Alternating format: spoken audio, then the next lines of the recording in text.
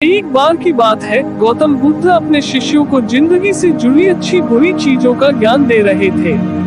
सभी शिष्य उनकी बातों को बहुत ध्यान से सुन रहे थे। उन सभी में एक शिष्य ऐसा था जिसे प्रश्न पूछने की बहुत आदत थी। वो उठकर गौतम बुद्ध के पास गया और उनसे बोला, आप हमें जिंदगी के बारे में जो कुछ सिखा रहे हैं उस सब का क्या फायदा, क्योंकि हम में से बहुत से बच्चों को ये भी नहीं पता कि हमारे जीवन का मूल्य क्या है और ये जीवन हमारे लिए कितना कीमती है। पहले आप हमें ये बताइए कि इस जीवन का मूल्य क्या है।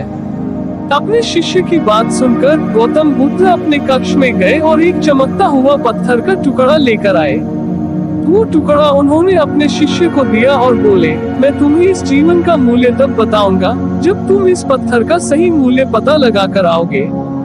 साथ ही ये ध्यान रखना कि तुम्हें ये पत्थर का टुकड़ा किसी को बेचना नहीं है। गौतम बुद्ध की बात मानकर वो शिष्य बाजार की तरफ चला गया।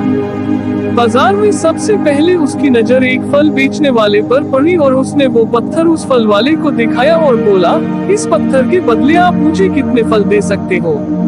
फल वाला बोला, ये पत्थर कुछ खास तो नहीं है, लेकिन फिर भी इसके बदले में तुम्हें 10 केले दे सकता हूँ। वो शिष्य उस पत्थर को लेकर आगे चला गया। फिर उसे एक सब्जी वाला मिला। शिष्य ने उस सब्जी वाले से उस पत्थर की कीमत पूछी। सब्जी वाले ने उस पत्थर को ध्यान से देखा और बोला, इस पत्थर की कीमत के बदले में तुम्हें ज्यादा से ज्यादा एक बोरी भरकर सब्जियां दे सकता हूँ। उद्धरण चिन्ह। इसके बाद वो शिष्य उस पत्थर को लेकर एक सोने के व्यापारी के पास गया। उस पत्थर की टुकड़े की चमक देखते ही उस सुनार ने उसकी कीमत 100 सोने के सिक्के लगाए। शिष्य ने वो टुकड़ा बेचने से मना किया तो वो सुनार उसके बदले 200 सोने के सिक्के देने को भी राजी हो गया, लेकिन शिष्य ने वो पत्थर नहीं बेचा। इसके बाद वो शिष्य एक हीरो के व्यापारी के पास गया और उनके सामने उसने वो पत्थर के टुकड़े को रख दिया। उस पत्थर को देखते ही हीरो के व्यापारी ने एक साफ कपड़ा बिछाया, उस पत्थर को उसके ऊपर रखा, फिर उसकी परिक्रमा की और हाथ जोड़कर उस पत्थर को कपड़े में लपेटते हुए वो बोला, तुम जिसे मामूली पत्थर समझकर उसकी कीमत पूछ रहे हो, असल में ये एक बेशकीमती रूबी है। ऐसा रूबी हर किसी को नहीं मिलता। मैं अगर अपना सब कुछ बेच भी दूं तो भी इसकी कीमत नहीं चुका सकता। उस व्यापारी की बातें सुनकर वो शिष्य हैरान हो गया। वो दौड़ा दौड़ा सीधा बुद्ध के पास आया और उन्हें उसने जो कुछ भी बाजार में हुआ वो सब बताया।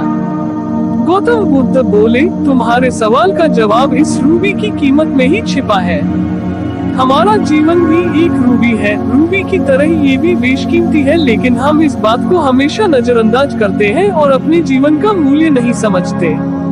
हम दूसरों को देखकर और उनके जैसा जीवन जीने की कोशिश में अपने जीवन की कीमत को कम कर देते हैं। हम ये सोचते हैं कि हमारी जिंदगी की कीमत वही है जो दूसरे हमें बताते हैं, लेकिन ये बात हमेशा ध्यान रखना कि सामने वाला अपनी हैसियत, बुद्धि और अपनी समझ के हिसाब से तुम्हारी कीमत लगाता है। जिंदगी सिर्फ एक बार मिलती है, इसलिए इसको बर्बाद ना करें। अपनी जिंदगी को उतना ही कीमती समझें जितना कीमती आप अपने बैंक में रखे रुपयों को समझते हैं। आज के समय में लोग अपनी जिंदगी से ज्यादा कीमती प्यार, पैसों और दिखावे से भरी चीजों को समझते हैं। प्यार के चक्कर में लोग सुसाइड कर लेते हैं। पैसों के चक्कर में ऐसा काम करने लग जाते हैं जिससे उनकी जिंदगी बर्बाद हो जाती है। नाम कमाने के चक्कर में उल्टे सीधे काम करने लग जाते हैं। हमेशा याद रखें कि दिखावा करना जरूरी नहीं है। प्यार दोबारा मिल सकता है, पैसा फिर कमाया जा सकता है, लेकिन जिंदगी को फिर से पाया नहीं जा सकता। इसलिए अपनी इस बेशकीमती जिंदगी को अच्छे से जिए, हर पल का आनंद लें। कभी ये ना सोचे कि आप इस दुनिया में किसी काम के नहीं हैं, ना कभी ये सोचे कि आपकी जिंदगी व्यर्थ है, आपके होने या ना होने से कुछ फर्क नहीं पड़ता। जब भी ऐसे नेगेटिव विचार आपके मन में आए तो खुद को बस ये याद दिलाएं कि जीवन एक रूबी है और ये बेशकीमती है।